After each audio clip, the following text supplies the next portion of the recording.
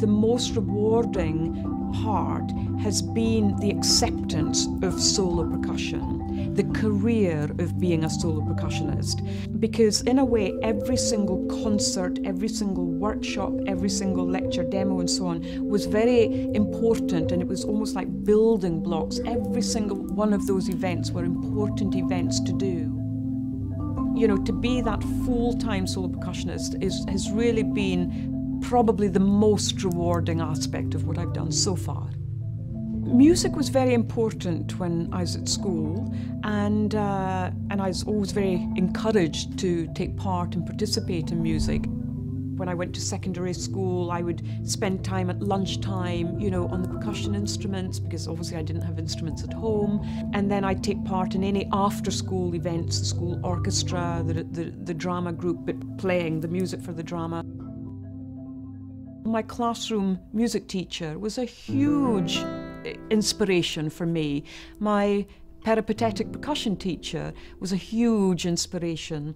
And that was, I mean, that was fantastic. You know, when you're a 12, 13, 14-year-old, you know, when you have people around you who are listening to you, I mean, really listening to you, it makes such a huge difference, and you feel very valued.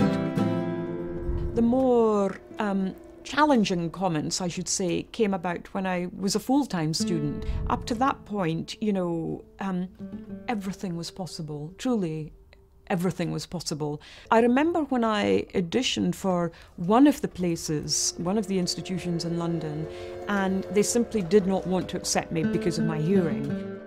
Of course, you know, that was totally unacceptable for me, from my point of view, because I felt if I haven't reached the standard of getting in simply because, you know, of me as a musician, and you don't want to let me in, that's fine, I can accept that. But I can't accept the fact that if I am of the standard and you're saying you can't get in because you're hearing impaired, then that is unacceptable.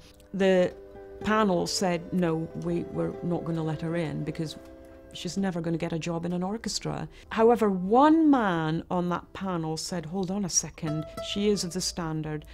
We have got to let this person in. We have to. That definitely spurred me on. There was absolutely no question at all that, in a way, I was extremely single-minded.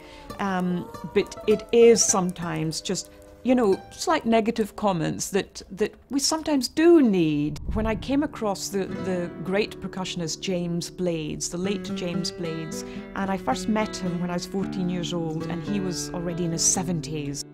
And he said that we all have a story to tell, and he was very good at finding that story. When we do want to know that story, inspiration is all around us.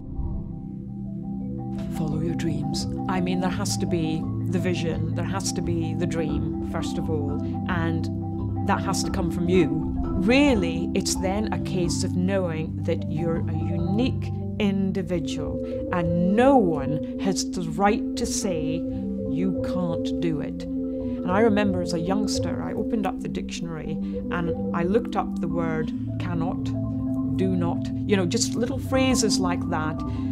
And I snipped them out of the dictionary, and I took a match, and we had a fire at home, and poof, that was that. So that it was just not in my dictionary. So when you have this positive view, you know, things really do become a lot easier and a lot more interesting, quite frankly.